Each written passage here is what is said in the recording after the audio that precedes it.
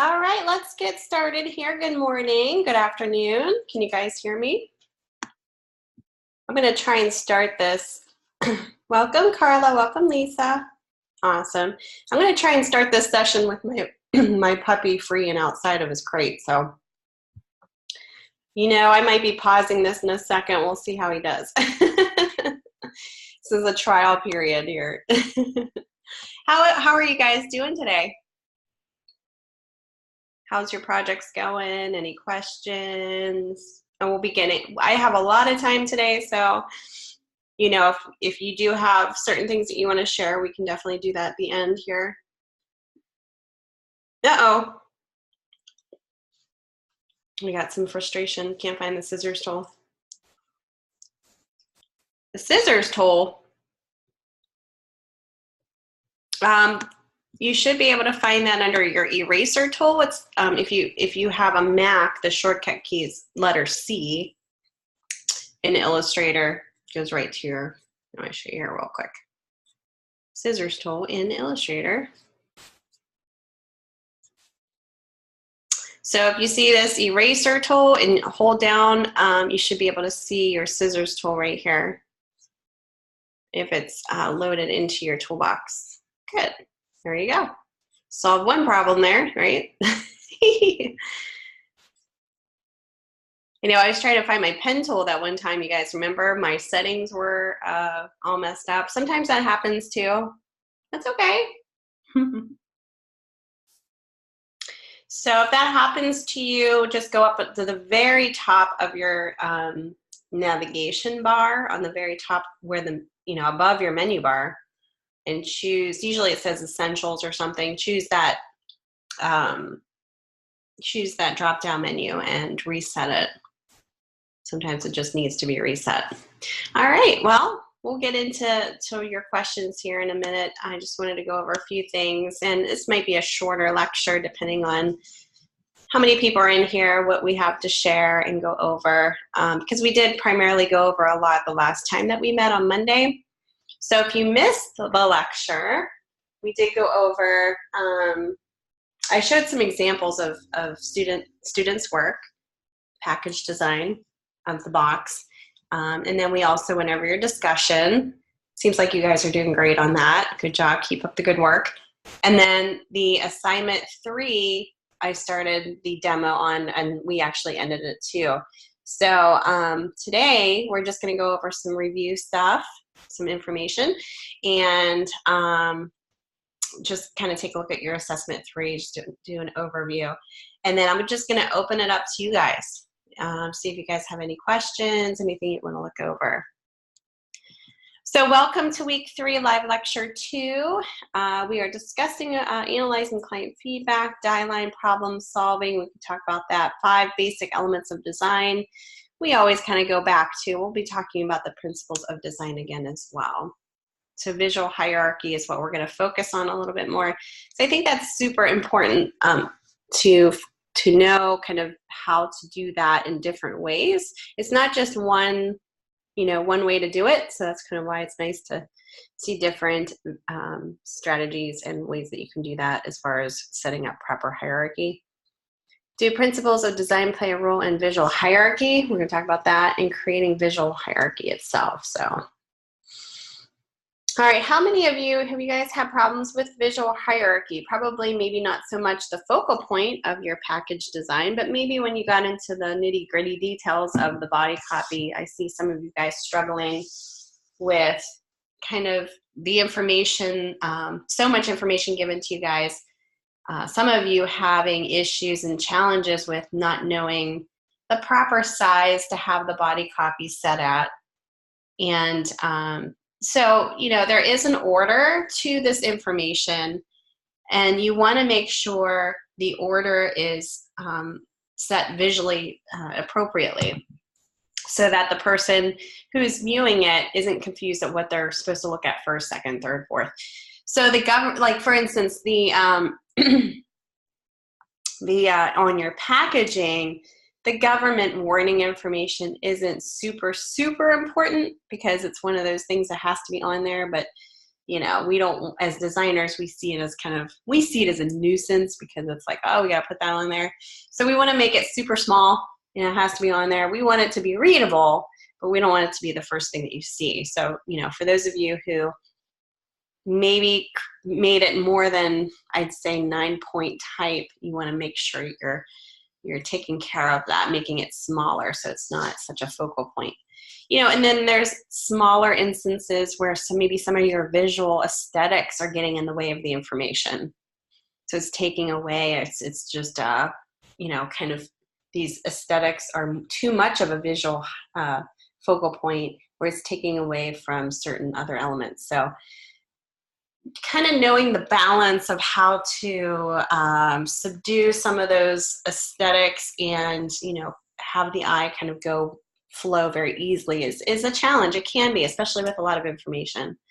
So visual hierarchy is the pecking order of a composition's design elements. So it's basically where the eye starts and goes and flows. So let's take a look. I actually looked up this really cool article here. Let me share with you guys that I think has really good examples in here of visual hierarchy principles every designer should know, 12 visual hierarchy principles. And I can also place this in announcements because I think it has some really good visual examples here. So there's different ways that you can show hierarchy within your layout. So one is size and scale. So it could be the size of your font, the scale of your font, or your image, depending on what you're, you know, using as your focal point. Doesn't always have to be the image. It could be typeface too, or, you know, your elements within your design elements within your piece. So before, you can see that both of those, excuse me, the scuba diver and the whale are both the same size, so there's no emphasis on one or the other. You don't know the scale of, you know, it almost looks like the scale of that whale is as big as the person. So after you're making that whale look larger, whether it's more of a foreground or background, it's more emphasis on the whale, and you can see a better scale of that. So you can see the difference between scale. Another way to show visual hierarchy is color and contrast. See the before and after? You know, sometimes we have maybe a pop of color that, you know, you have monotone type colors. It's all pretty, you know, one basic color, and then you have one pop of color directing the eye somewhere first, you know, where you want them to read first, the most important information, or where to start the information. So it doesn't have to be something really big to get your attention. It could be just a pop of color, contrast, to direct the eye. And that's typically used a lot with maybe a design element somewhere where you want the reader to look at first. Maybe it's by body copy that you want the reader to read first, for example. There's also typography hierarchy. So you can definitely play around with the size in your body copy of what's most important information, like for instance, the headline. This is an example showing you on a business card. So you can see on the left, everything pretty much has equal emphasis, but on the right, the name is much larger. You know, it's the way that the treatment of the type is different as well. Color, you know, Smith is more bold, and obviously the scale of the type is larger. So it really kind of allows the viewer to see, okay, I see the picture and then in the name, and then it goes into the information instead of wondering where to look first. Spacing is also another way to create hierarchy. So for example, you know, if you have two elements really close together, or, you know, on your packaged box, if you have no nice breathing room, those spaces that give you that visual pause, sometimes it all kind of reads together, and it's really hard to understand where to you know, what to look at first, second, and third. Sometimes it's hard to read because of that. So having that visual space, that visual pause, really helps the viewer kind of understand where to stop and digest that information to go on to the next section of information. And it doesn't read all together either. Proximity is another one. This is a hard one too.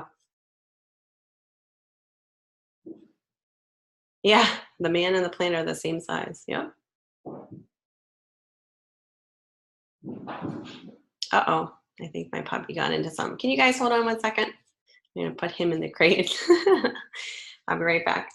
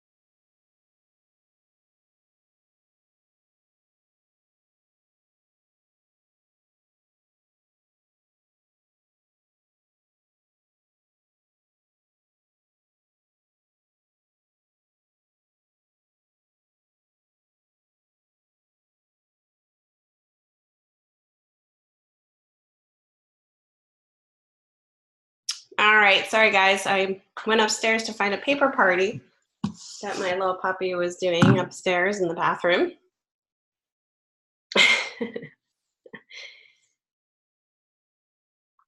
All right.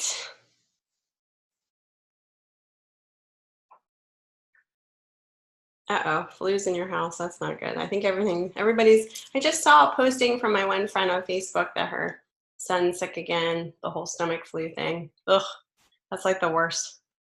We already got, that already ran through my house, knock on wood. I haven't gotten that yet, so yeah, that's like the worst. Oh, you guys are so sweet. All right. So proximity, oh, that's terrible. The only thing it's good for is if you want to lose weight, I guess, right? And it keeps you from for the holidays. But I don't wish it on anybody for sure. It's like terrible.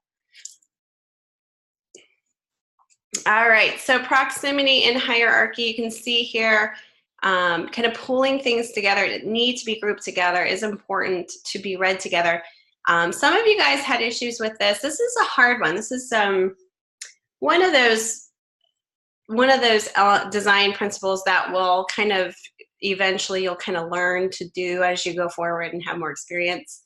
Some of you guys who aren't getting it right away just because it's a little harder to understand until you get into the groove. But I noticed some of you guys kind of doing this with the logo and maybe the product name. It's okay to have space in between, but you don't want it to be too far spaced out. You know, some of your elements weren't grouped together like they would read together a little bit better. And when I did mention a couple of things, and I think Rachel was one of them, she had a pepper and like a picture of a pepper and her name of her sauce and the logo, and they were kind of not really connected in any way. Once I mentioned to her, you know, try to unify these together a little bit better so that they're grouped together, proximity is changed, you know, play around with proximity. She really kind of, she actually submitted her revisions to me via email yesterday, and holy moly, the difference, it made such a big difference. So, you know, just kind of grouping certain things together really makes a huge difference, that it doesn't look like it's, you know, these elements are just floating around in space on your layout. There's a purpose and a meaning to why they're grouped together. So that is definitely a principle to pay attention to. Another one is negative space. You know, we say positive, negative. This is something to pay attention to. It's all about balance too. You know, kind of balancing your negative and positive space, the Gestalt theory, for instance. You're kind of playing around with that. And when I say negative space, it doesn't mean black and white. It could be color. just the different contrasts of color that you're paying attention to can really make a difference in hierarchy as well. So you can use negative space to your advantage too. Alignment, you know, aligning your elements together, whether it be your design elements or typography, alignment is really important, because if you don't have a cohesive alignment, it again will seem like it's just kind of floating out in space. There's no rhyme or reason to why you're placing certain things where they are, and it makes it harder to follow and harder to read. If you have proper alignment and it's cohesive, you're using that same alignment throughout, not only does it look more professional, but it's also very easy for the eye to flow through the copy and other elements kind of align together. The rule of our odds. So you have, you know, kind of the pieces again, kind of coming together. You have, you know, the kind of the odds of the elements that you're playing with.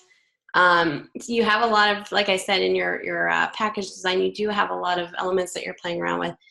So if you're kind of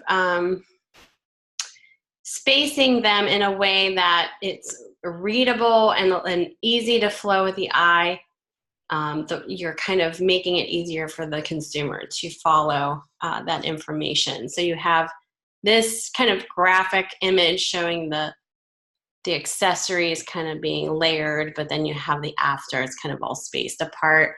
So it's easier to read sometimes in that regards. Repetition, this can be done with patterns.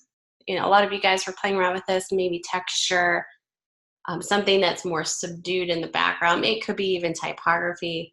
So you're using pattern to have this direction of your eye kind of flowing in a certain direction. Keeping cohesiveness and unifying your piece as well together helps with the overall hierarchy. Leading lines.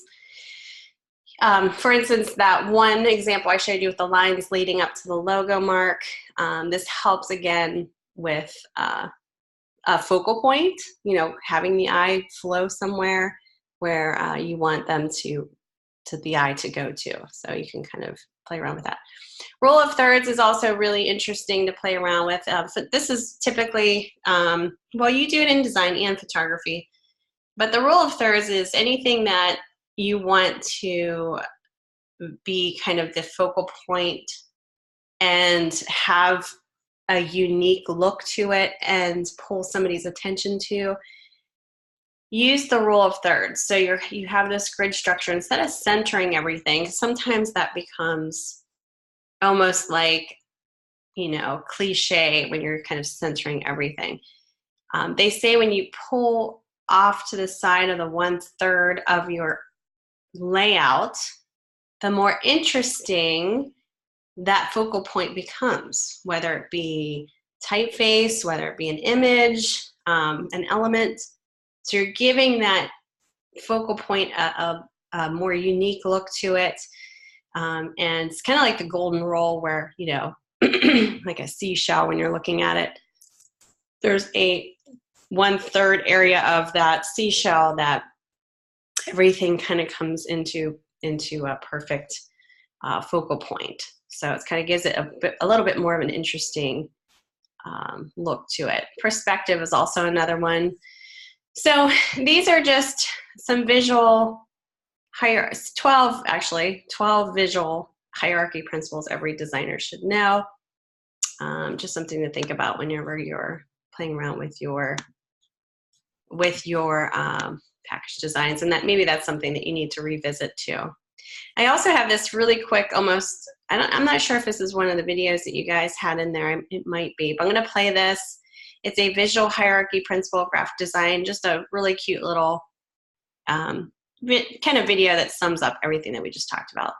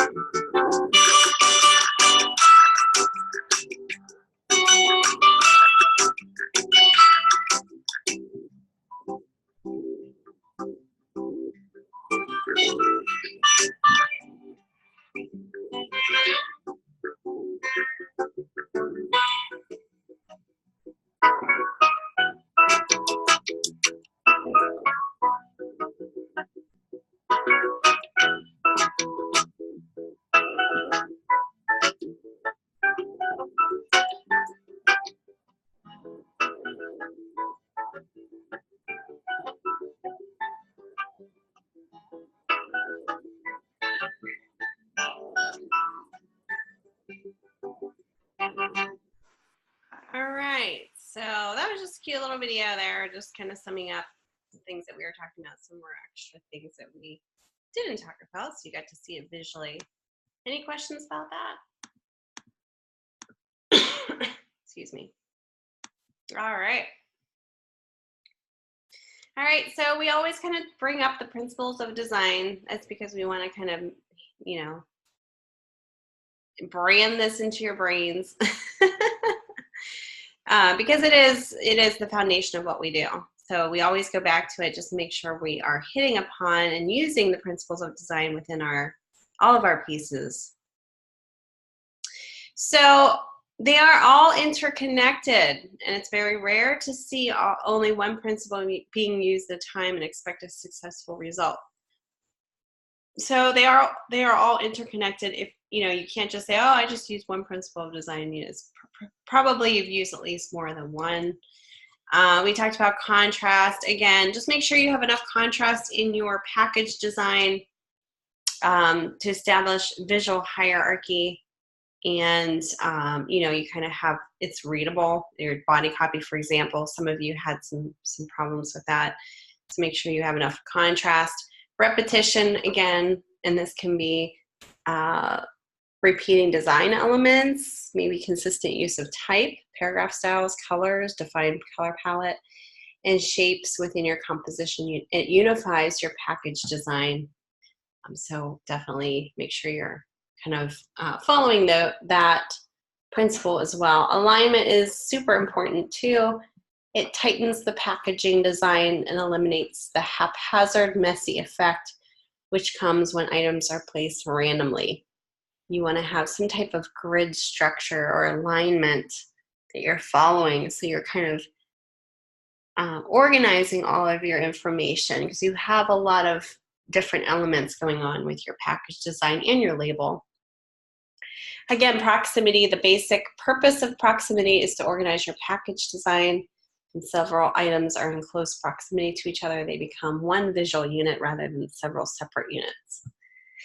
So you want to add some visual pauses in between certain sections. That helps with also your hierarchy. So creating visual hierarchy is super important. As we go into the principles of design too, I just wanted to show you a few things in this article. The basic principles of design. I thought this was the 10 basic principles are explained in this article here. And I thought these were kind of neat examples. One of them is balance. So, you know, obviously symmetrical or asymmetrical based on what you want to achieve. You're kind of following that principle. This is symmetrical for this example here, find your Zen. This is a symmetrically balanced design. And then this is asymmetric, which works too based on what you're doing for this ad. And then there's proximity. We talked about that as well. It helps create relationships between similar or related elements. So here's examples of proximity. So you hear a consistent shape as a circle. The colors create an organized design. Also, alignment, seamless visual connection with your design elements. It gives an ordered appearance to images, shapes, and blocks of text by eliminating elements placed in a disheveled manner. Sorry. So the text, shape, and image have been lined up in the middle, creating an alignment. So it's very centered there. Visual hierarchy, we just talked about that. So in this design, you can easily point out the heading, date, shape, image, and also the text at the bottom. It has an order to it, not all the same emphasis. Repetition is a fundamental design element, creates rhythm, and strengthens the overall design by tying together consistent elements such as logo, color palette, making the brand or design instantly recognizable to viewers. You can see that within these website page examples here. So in this online portfolio, the green color is represented across the page, creating a cohesion and a repetition. So I should be noticing that with your boxes and also your label designs. Contrast happens when there's a difference between the two opposing design elements. So the most common types of contrast are dark versus light, contemporary versus old-fashioned, large versus small. Contrast guides a viewer's attention to the key elements, ensuring each side is legible. So this image has been darkened to allow the text to create a sharp contrast against the background. There's also color. We talked about this before. It sets the overall mood of your design. Color theory kind of goes back to that. And this is the example here. The contrasting color palette creates a vibrant and energetic design. And the value of color, too, helps with that. Negative space. So negative space, as it says here, discuss the importance of colors, images, and shapes. But what about the space that is left blank? It's called negative space, which in simple words means the area between or around the elements. If used creatively, negative space can help create a shape and highlight the important components of your design. This is something that you'll embrace too as you go forward in your career. I think a lot of the times as a student, and I've been there too, we kind of we feel like we have to fill up every space on a layout, but you'll kind of learn less is more, and you'll learn that process of editing it down so that the negative space really helps the overall concept of your design kind of push it forward, elevate it forward, because it really does help visually kind of frame and yep. And a lot of clients don't understand this either. I've had several instances where clients, they'll give you, say, an ad to do, and they want to fill up every single space in the ad. So it's really your job to educate them on why that's probably not the best way to go. They want an effective ad.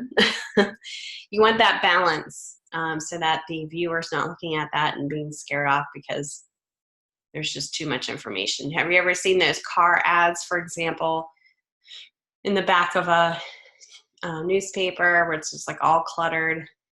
Now, of course, there's purposes and reasons to do that, but you don't want that to happen on maybe ads that you are working on that obviously you're going to turn the viewer off. So, yeah. Typography is super important. Paula Scheer quote here: words have meaning, type has spirit. Type is huge within your design as well. It really speaks for itself, as far as visually. Every font has its own background and history too, so it's kind of amazing and connotation to it. So you really would be doing yourself a service to really kind of know the typeface that you're using, know the history, know the connotation before using it, and making sure that you're using it correctly. So make sure that is something that you're playing around with. An example of display typography, let's see here, it's kind of a cool example. Rules, we talked about this here. Once you're an adept graphic designer who understands the foundations of design, then it's time to break some of those rules. And by that, I don't mean use pixelated images or illegible type font. Remember, whatever it is that you're choosing to communicate should not be compromised. So yeah, we talked about that before. This is kind of a montage here, example. But there is certain instances where you want to break those rules, but you need to know what those rules are, and you need to know that have a good solid foundation of that. All right. So just kind of some things to think about in terms of the principles and hierarchy within your designs. All right, I'm going to go into your assessment 3 here real quick and see what this is all about. Of course, I can't give you anything to really review. I just have to read over this for you and kind of guide you where you can go and look and find the answers. So basically, you're going to have this quiz here. It's going to be 50 points. And it's based on the week 3 videos and readings. There are 15 questions on the quiz. It's not timed. The learning objectives covered are: discuss 3 ways of using the 5 basic design elements to emphasize focus and flow to all sides on a package.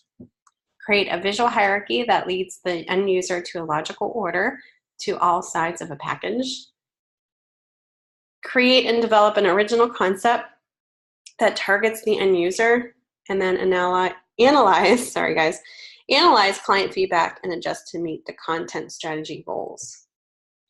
So what I would say is, if you haven't went into this media readings and video section for this week, I would definitely go through here and take a look at your week 3 information, required articles and videos to look at. I think some of these are really just super important in the process of learning all of this. So it's really what you make of it. The more that you read up on your resources, the more that you're going to gain from this course as well. So it goes all the way down here into the lynda.com playlist. And these videos are pretty short. They're only like 3 or 4 minutes long, so not too bad. They're very, very interesting too. Any questions about that?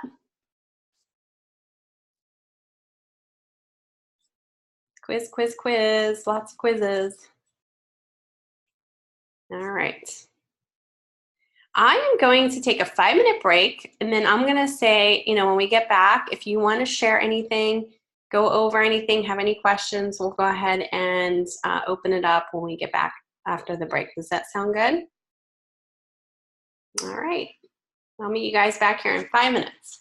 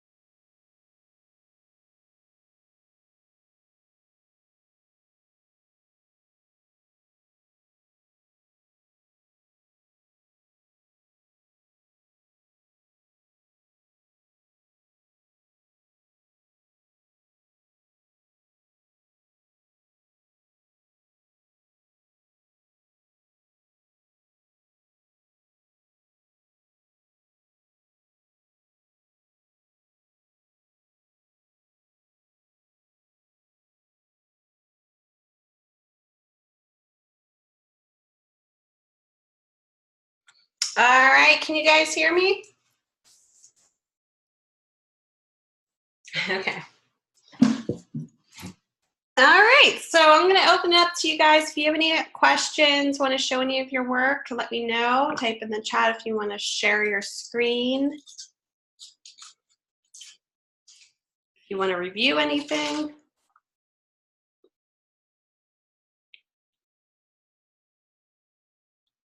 Okay.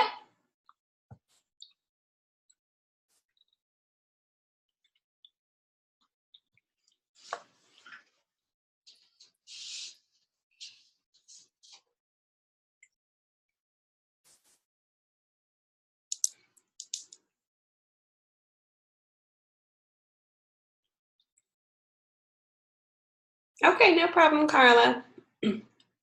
Yes, Lisa, you can share your screen. Let me stop here sharing. I'm going to unmute you here so you can talk if you want. Oops. You're welcome, Carla. Good luck. Let me know if you have any questions. Oh, she just left. All right, Lisa, it's just you and I. Hello. Hey, Lisa, how are you? Oh, Lord have mercy.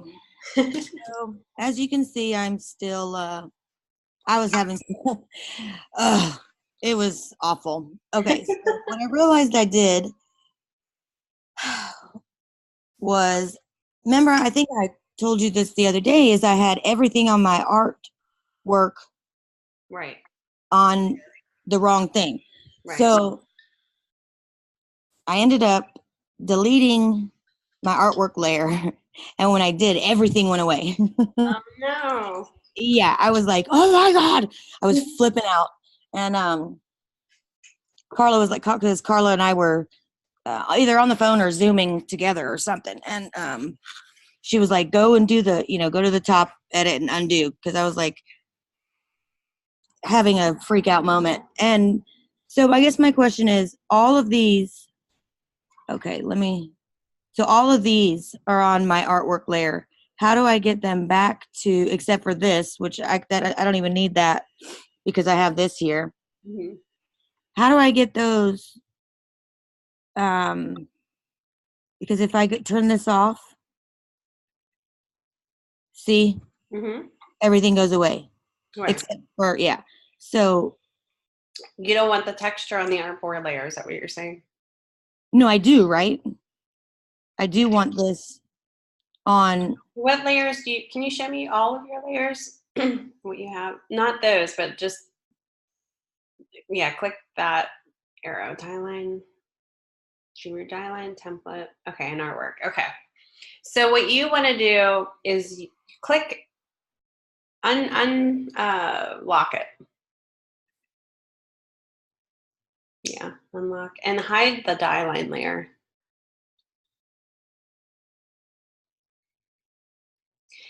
Okay, so what you're asking me is the lines that you have on here.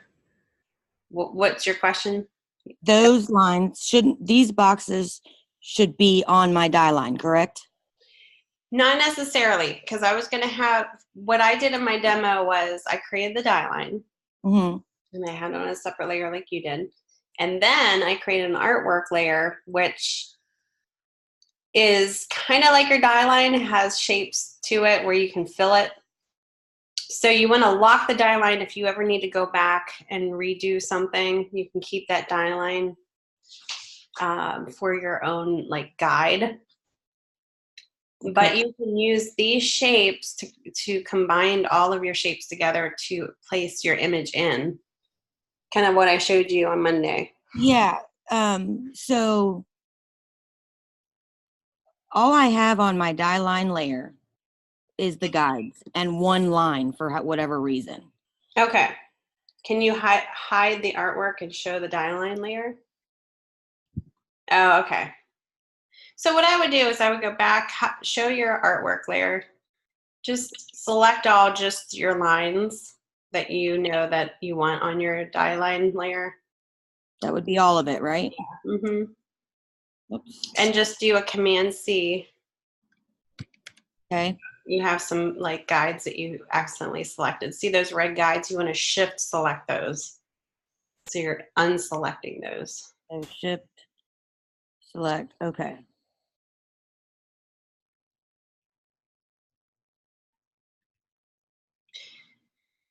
You got, looks like you have one more selected.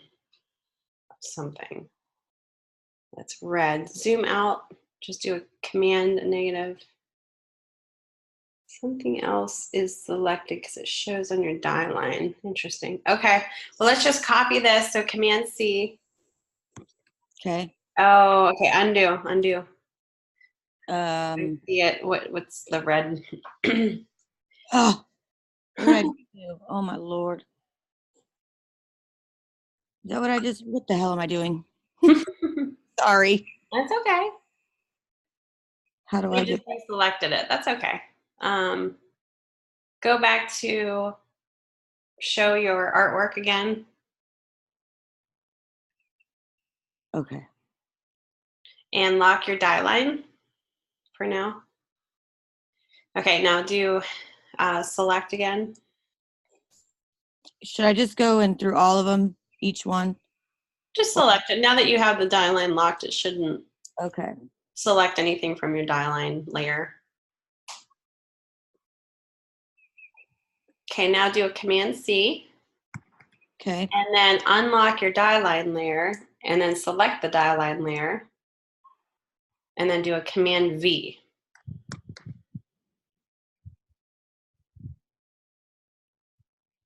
Say yes. Is it in play? You might need to bump it up a little bit. Looks like just use your arrow keys to move it to the right and then up. Looks like it kind of got bumped, or yeah. Move it into place, and then you'll have at least that. If you need to go back to this, Okay. up, But you see, I'm confused also as to why my second panel, it doesn't have the red dot. Why is that? okay, get this in place and I'll answer that question here. Hold on. Okay, is that in place? Yeah, I believe so. So then lock that and save it. So now you can use the other shapes in your artwork layer to place, and kind of change, and you could always go back to the die line layer if you need to. Okay, so what was your question about? Um, should I go to my artwork layer? Yeah. Okay. So if I select all these, Mm-hmm. you see how there's no dot in here? Yeah, because it's not a closed shape. So can you hide your guides so I can see a little bit? Yeah. Okay, click off of there.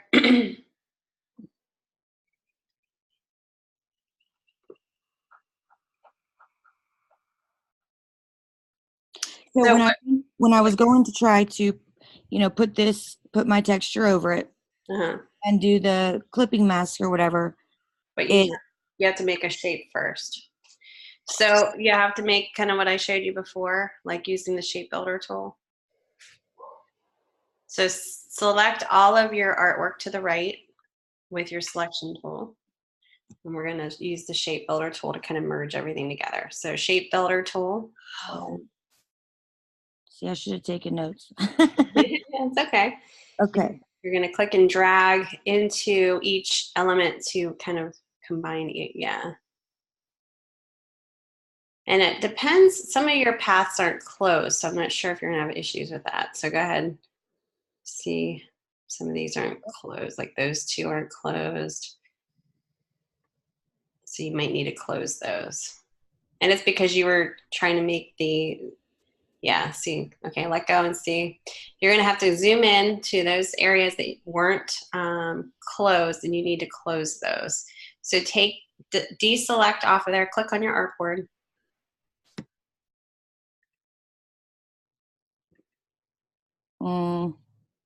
Off on the gray part. Just click one time. I did. It's not deselecting. No. Okay, choose the move tool then. The black arrow. Okay, and then try it. Okay.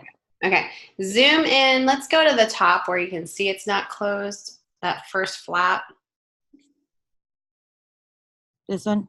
What's that? Yeah, click on that line. We're just gonna get rid of that line. So take your white arrow, your direct selection tool, and you're gonna click off of that, click off on the artboard, and then click right onto that arrow. Oh, okay. Okay, take your pen tool in your toolbox, hold down the pen tool and choose the negative subtract delete anchor. And we're gonna subtract that anchor there. There you go, okay.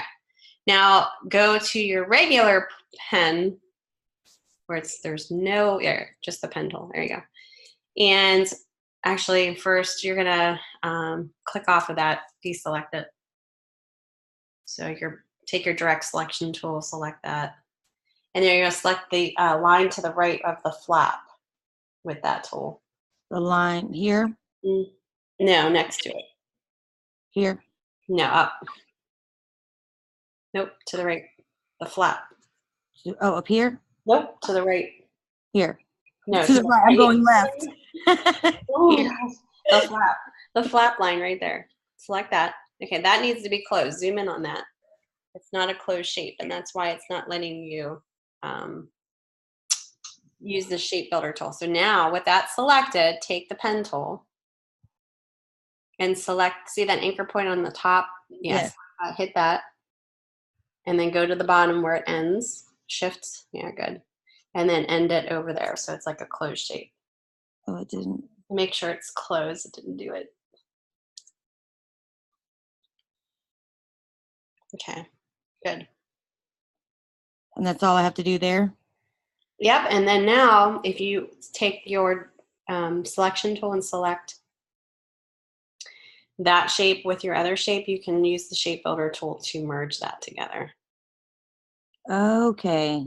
But the other shape has to be a closed shape too. So if the panel underneath it is not a closed shape. Is that my first panel? Yeah, No. it may not be. So now I have to do that all the way around here? All the ones that aren't merging together are not closed shapes. So okay. So that one, let's select the other one below it. Undo that, undo. You already have that, good. So undo that. Go to your selection tool in your toolbar and select the box underneath it and see if it's closed. Okay, select it. Right, yeah, right there, that panel. Okay, so select the line that's going vertical left of that. The second panel line. This one? Mm-hmm. Okay, to the left of that, the first panel, that left, right there. Okay, you don't have any panel there. Okay, so draw a rectangle, that second panel box, so we have a closed shape. There you go. And then you can use the shape builder tool to merge that with the flap on the top. Do I have to select the flap though too, right? Yep.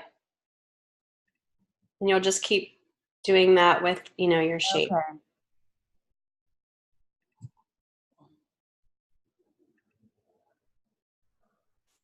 And then you'll want to go left and right. If you have a closed shape on the right, I'm not sure if you do. Go ahead and see. It'll tell you no, you don't have it. Maybe on the left, do the left too. Nope, okay. Let go, like deselect it.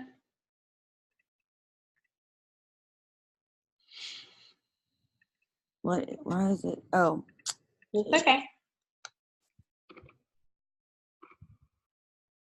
Okay. So basically you're just trying to close those shapes so that you can merge them together. Okay, I think I can figure that out. Yeah.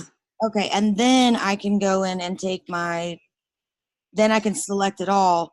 Right. And put that texture over it, and then I would go to you would put your image underneath it once you have one line going all closed shape for your template.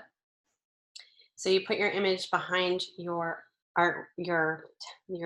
line work, And then Okay, you so it would can be select both and do a clipping mask. okay. All right, I think I can handle that. Yeah. So the lines have to be on top of the texture. That's kind of what I'm telling you here.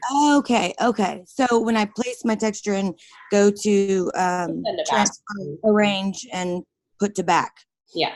Okay, and then I'll be able to. Okay, all right, I got it. As long as you have one closed shape. If there's anything getting in the way, if there's like a grouped shape where it's not closed, you're going to have issues clipping it. Okay. All So right. it could be like one solid outline that's closed shape.